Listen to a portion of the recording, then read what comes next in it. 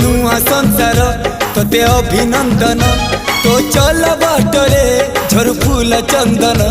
तो चल बाटरे झर फूल चंदन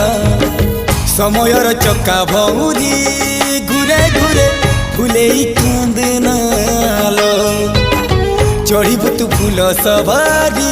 धीरे धीरे फूले कांदनालो बाहादर सुख परा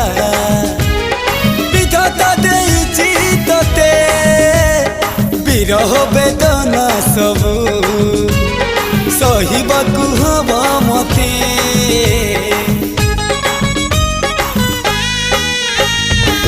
सिंथी तो रहेला सिंदूरी